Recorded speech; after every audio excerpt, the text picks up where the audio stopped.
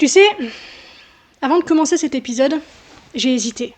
J'ai vraiment longtemps hésité. Parce que ce que je vais te dire là, ce n'est ni stratégique, ni vendeur, ni très aligné avec les codes de comment construire une image d'experte qui rassure dans le monde. Aujourd'hui, j'ai envie de faire un move à la 8 Mile. Les personnes de ma génération auront la ref, les autres, je vous invite à voir le film. Cette référence, c'est, tu vois la dernière battle d'Eminem dans le film, quand il commence à balancer à voix haute tout ce que l'autre pourrait lui reprocher, tout ce qu'on pourrait utiliser contre lui jusqu'à vider complètement le dossier. C'est exactement ce que j'ai envie de faire ici. Je vais te donner tout ce que tu pourrais me reprocher en regardant ma vie depuis l'extérieur. Et ensuite seulement, on ira voir ce que ça raconte vraiment de la performance, de la réussite, de la paix et de ce que ça veut dire pour moi d'accompagner des gens dans ce monde. J'ai 35 ans, je n'ai ni conjoint ni enfant, j'ai très peu d'amis, donc pas de bande ultra soudée qui part en vacances ensemble tous les étés, pas de groupe WhatsApp qui vibre en continu. Je ne suis propriétaire d'absolument rien du tout, pas d'appartement, pas de maison, pas de patrimoine, pas de terrain au fin fond de la montagne. Je ne roule pas sur l'or, je compte encore pour certaines fins de mois. Je regarde mon compte en banque parfois avec cette petite tension au niveau du plexus qui connaît trop bien les équations pour faire tenir jusqu'à la prochaine entrée d'argent. Ça, c'est la photo qui pourrait s'afficher si tu ne regardes que la surface de mon existence. Si tu devais faire un rapide contrôle norme sociale sur ma vie, à mon âge, c'est pas particulièrement brillant. Là, normalement, le jury connecte ses petits dossiers, coche ses petites cases et met un gros point d'interrogation sur ma légitimité à accompagner qui que ce soit. Et pourtant, et ça c'est l'autre photo que personne ne demande mais qui existe en même temps, je me couche pas le soir en ayant l'impression d'avoir raté ma vie. Je me couche le soir avec une paix profonde. Une paix profonde qui a le goût du silence après un concert. Ce moment suspendu où rien ne bouge, où les applaudissements ne sont pas encore partis et où tu sens que tout est exactement à sa place. Je me réveille chaque matin avec de la joie pour des choses absolument minuscules, la lumière sur un mur, un oiseau qui traverse le ciel, une tasse de thé bien chaude, un silence propre dans l'appartement. Je ne me sens ni incomplète, ni entre guillemets en retard, ni défaillante parce que ma vie n'est pas instagrammable. Et c'est là que la question arrive, brutale, parfois dans ma propre tête, parfois dans l'air du temps, parfois dans le regard de quelqu'un. Mais t'as quoi à montrer, toi, Marie, pour accompagner des gens dans la transcendance, l'amélioration de leur vie, de leur qualité de vie. Et on va parler de ça aujourd'hui, de cette question-là, de ce procès silencieux que la société colle sur le front de toutes celles et ceux qui ne cochent pas les cases dans le bon ordre, avec le bon timing, la bonne déco et la bonne mise en scène. Parce qu'on vit dans une époque où il existe un script invisible, une sorte de feuille de route officieuse qui dit « à 30 ans, tu as coché couple stable, tu as coché enfant ou en projet, tu as coché activité professionnelle qui tient la route, logement qui rassure tes parents, économie qui rassure ton banquier et suffisamment de photos jolies pour assurer tout le monde sur le fait que tu profites vachement bien de ta vie. » À 35 ans donc, tu es censé être en vitesse de croisière sur ce chemin-là. Et quand ta vie ne ressemble pas à ça, même si personne ne te dit rien, tu sais très bien qu'une partie de toi se met en mode contrôle qualité. Tu te compares, tu additionnes, tu soustrais, tu juges, tu regardes ton environnement, tes choix, ton histoire, et tu te demandes où est-ce que tu as bifurqué, où est-ce que tu as loupé la marche, à quel moment tu as posé le pied à côté du chemin qu'on avait tracé pour toi, parfois sans jamais te le dire clairement. Alors on va faire un truc. On va poser ensemble les cartes sur la table. Ma réalité aujourd'hui, c'est ça. Pas de couple, pas d'enfant, pas de crédit immobilier, pas de patrimoine à montrer sur un bilan comptable, pas de sécurité confortable où je pourrais m'endormir en me disant que tout est garanti pour les 10 prochaines années. J'ai longtemps été SDF, j'ai connu la cave, la séquestration, l'enfermement, les coups, les humiliations, les viols, la privation, l'isolement. Sur papier, je devrais clairement être un cas d'école de SSPT, un exemple clinique dans un manuel de psychiatrie avec plusieurs pages d'annotation, tout un chapitre sur les traumatismes complexes, les symptômes, les comorbidités et ce que ça donne dans une vie d'adulte. Et pourtant, je ne vis pas avec la sensation d'être fracturée en 1000 morceaux. J'ai pas l'impression d'être en permanence en train de survivre à mon passé. Je n'ai pas ce sentiment que tout est instable à l'intérieur, que tout peut exploser à n'importe quel moment. Ce qui me traverse, ce sont des vagues, des mémoires, des échos, oui. Je mentirais en disant le contraire. Mais ce n'est pas au centre. Au centre, il y a quelque chose de très calme, de très vaste, qui ne se raconte pas en diagnostic et qui ne se laisse pas enfermer dans une case, justement. Et c'est justement depuis cet endroit-là que j'accompagne. Mais avant d'en arriver là, il faut que je t'emmène dans une autre pièce, celle de la honte. Parce que l'histoire, c'est pas « je m'en fiche de ne pas avoir coché les cases, je suis au-dessus de tout ça », loin de là. Pendant des années, j'ai eu honte. Et parfois, suite à un regard, une parole de mon entourage, elle peut poindre encore de temps en temps.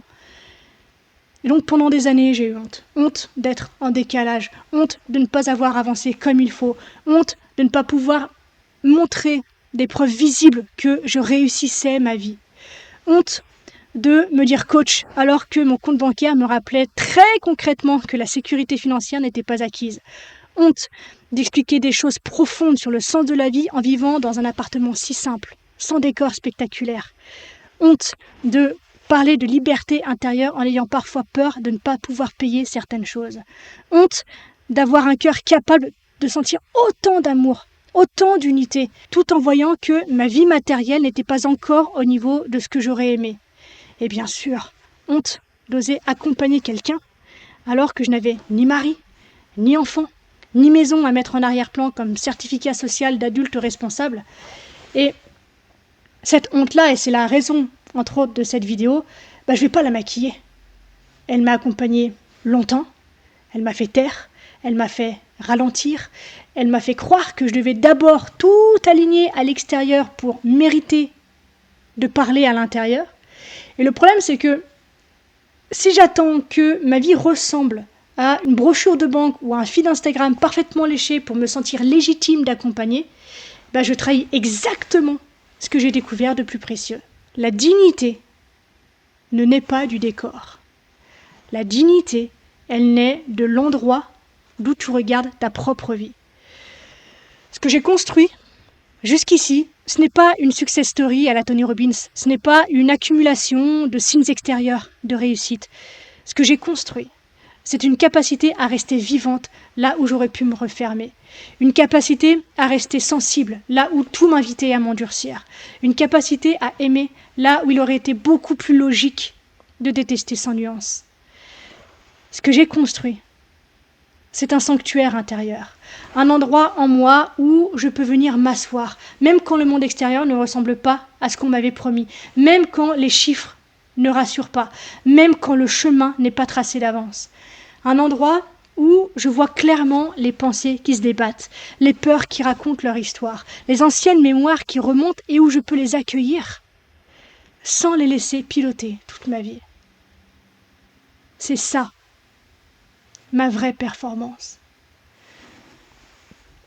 On nous a appris à juger une vie sur ce qui s'empile. Les diplômes, les promotions, les mètres carrés, les likes, le chiffre d'affaires, les voyages, les expériences waouh à raconter. Et on nous a rarement appris à regarder une vie sous l'angle de ce qui ne s'est pas transmis. La violence que tu ne répètes pas, les coups que tu ne portes pas, les humiliations que tu refuses de recycler sur quelqu'un d'autre, les mécanismes d'emprise que tu choisis de voir, de traverser, plutôt que de les reproduire. Et on ne met jamais ça sur un CV. Sur un CV, on ne met pas souvent « Je n'ai pas laissé la haine gagner. Je n'ai pas laissé la peur décider de qui j'allais devenir. Je n'ai pas laissé la douleur dicter comment j'allais aimer. Et pourtant, pour moi, c'est exactement là que se joue la performance la plus fine, la plus subtile, celle que personne n'applaudit, celle qui ne fait pas de bruit mais qui change complètement la texture de ton existence. Alors oui, si tu me regardes avec des critères classiques, tu peux très légitimement te dire elle est complètement à côté de la plaque, elle n'a rien construit, elle n'a rien à montrer, rien de solide sur lequel se présenter. Tu peux cocher toutes les cases manquantes dans ton tableau mental. Mais si tu t'arrêtes un peu plus longtemps, si tu viens regarder avec d'autres yeux, tu peux aussi voir une femme qui est sortie de l'enfermement sans devenir geôlière à son tour, qui est sortie de la rue sans développer le mépris de ceux qui n'y sont pas, qui a traversé des violences sans devenir une usine à violence, qui n'a pas choisi la vengeance comme carburant. Tu peux voir quelqu'un qui vit seul et qui ne se sent pas isolé. Quelqu'un qui n'a ni conjoint, ni enfant, ni grande tribu autour d'elle et qui ne construit pas pour autant un discours anti-famille ou anti-couple, mais qui parle d'un autre type de lien, celui qui se tisse en dedans, avec soi, avec la vie, avec le vivant, et donc inévitablement avec le reste de l'humanité. Tu peux voir quelqu'un qui n'a pas d'épargne rassurante et qui continue pourtant à parler de confiance, non pas comme un concept abstrait, mais comme d'un art d'habiter chaque pas, même quand l'horizon n'est pas garanti. Donc, c'est pas une réussite spectacle, c'est une réussite silencieuse, mais c'est une réussite profonde.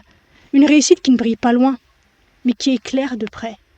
Et c'est là que se pose la vraie question. En quoi tout ça fait de moi quelqu'un qui peut t'accompagner, toi, qui me regarde encore maintenant? Et là aussi, je vais être très honnête, si tu cherches un modèle à copier, je ne suis probablement pas la bonne personne pour toi. Ma vie n'est pas un exemple à reproduire, c'est un laboratoire vivant, avec ses zones de chaos, ses zones de grâce, ses contradictions, ses mystères, ses lenteurs, ses accélérations, ses abandons et ses sursauts. En revanche, si tu cherches un espace où tu peux te déposer sans avoir besoin de faire semblant d'avoir tout compris, si tu cherches un endroit où tu n'es pas obligé de prouver que tu as réussi pour mériter d'être entendu, là, on commence à parler la même langue. Parce que je sais intimement ce que ça fait de se sentir en décalage, de se sentir en retard, de se dire à mon âge, je devrais, de comparer son intérieur avec l'extérieur des autres, de se réveiller le matin en se demandant si on est passé à côté de sa vie. Je connais cet endroit où tu regardes ton compte en banque avec la gorge serrée, tout en ayant un univers intérieur d'une richesse immense, des idées, des intuitions, des élans, des visions et ce sentiment étrange que tu vaux plus que ce que le monde voit, sans réussir à le prouver. Je connais ce nœud où la honte vient se mélanger avec le désir, où tu as envie de partager, de contribuer, d'apporter quelque chose au monde et où en même temps une voix te dit « Qui es-tu pour parler ? Regarde ta vie. » Je ne suis pas en train de te répondre depuis une tour d'envers avec un staff, une équipe, une maison vue sur mer et une biographie qui validerait tout ce que je dis. Je te parle depuis ma table, dans un appartement simple, avec une petite tasse de thé à côté et un cœur qui bat un peu trop fort là, parce que cet épisode me met moi aussi dans la sauce. Ce que tu vas trouver avec moi, c'est pas une promesse de réussite rapide.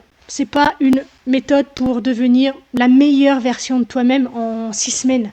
C'est pas un plan en 10 étapes pour afficher ta vie comme une vitrine de concept store spirituel. Ce que tu vas trouver, c'est un dojo. Un espace où tu viens t'asseoir avec ce que tu es, avec ton histoire, avec tes ombres, tes ratés, tes zones floues, tes peurs, ton besoin d'amour, ton besoin de reconnaissance, ton besoin de sécurité, toutes ces choses que tu portes et que tu caches parfois derrière des discours très évolués. Un espace où on ne va pas faire la guerre à ta vie actuelle, où on ne va pas essayer de la repeindre en doré pour qu'elle ait l'air plus acceptable, mais où on va la regarder, vraiment ensemble, en face, avec douceur, avec fermeté, avec lucidité, avec ce mélange très particulier de tendresse et de franchise qui ne caresse pas dans le sens du poil, mais qui refuse de te réduire à tes symptômes, à ton passé, à tes chiffres ou à ton statut social. Un espace où l'on peut parler d'unité, non pas comme d'un concept spirituel joli, mais comme une expérience concrète. Sentir que ce que tu es ne se limite pas à ce que tu as, à ce que tu fais, à ce que tu montres. Si je prends le risque aujourd'hui de faire cet épisode, c'est aussi pour toi qui m'écoutes et qui te reconnais peut-être dans certaines choses. Peut-être que tu n'as pas la vie que tu pensais avoir à ton âge. Peut-être que tu n'as pas coché les cases. Peut-être que tu ne te sens pas crédible pour faire ce que ton cœur t'appelle à faire. Peut-être que tu te dis que tu dois attendre d'être plus lisse, plus stable, plus présentable, plus jolie, moins grosse pour oser te proposer au monde. Alors j'aimerais que cet épisode soit une permission. La permission de regarder en face l'idée que tu te fais de la réussite, de voir à quel point cette idée est héritée, à quel point elle est normée, à quel point elle ne tient pas compte de ce que tu es vraiment. La permission de te dire que ta valeur n'est pas suspendue à l'obtention d'un certain décor, que ta dignité existe déjà, maintenant, avec ce que tu as, avec ce que tu n'as pas et avec ce que tu as traversé. La permission de considérer que ce que tu n'as pas transmis, la violence, le mépris, la répétition aveugle, est déjà une œuvre colossale, même si personne ne te remet de médaille pour ça. La permission, enfin, d'envisager que tu peux accompagner, soutenir, éclairer, inspirer, non pas parce que ta vie ressemble à un catalogue de réussite, mais parce que tu connais intimement la nuit, les détours, les effondrements, les reprises, les lentes remontées, les jours sans lumière, les jours de grâce, tout ce qui fait une vie vraiment humaine. Si tu as besoin d'une coach avec une vie parfaitement rangée, des preuves extérieures éclatantes, une trajectoire linéaire, tu trouveras toujours quelqu'un d'autre de plus adapté que moi. Si tu as envie de marcher aux côtés de quelqu'un qui a appris à faire de son propre chaos un dojo, qui ne prétend pas avoir tout compris, mais qui sait rester là, quoi qu'il arrive, présente, même quand ça secoue, alors on a quelque chose à vivre ensemble. Donc le voilà, mon CV. Il n'est pas spectaculaire, il ne claque pas en story, mais il tient debout dans la vraie vie. Et c'est depuis là que je t'accompagne. Si ce que je viens de te dire résonne en toi, si tu as envie d'un espace où tu n'es pas obligé de prouver que tu as réussi pour mériter d'être entendu, si tu cherches une sécurité intérieure praticable, pas une destination zen inaccessible, j'ai créé une formation gratuite de 4 jours pour installer la sécurité intérieure via les 4 murs du dojo. Pendant 4 jours, je vais te guider à travers une structure très simple, comment observer sans t'analyser jusqu'à l'épuisement, comment réguler ton système nerveux par le souffle, comment remettre du flux là où tu t'es figé, et enfin comment faire de ta vie entière ton propre dojo. C'est gratuit, c'est concret, et ça commence dès que tu t'inscris. Le lien est juste en dessous de cette vidéo. Si tu es prête, alors viens, on t'attend.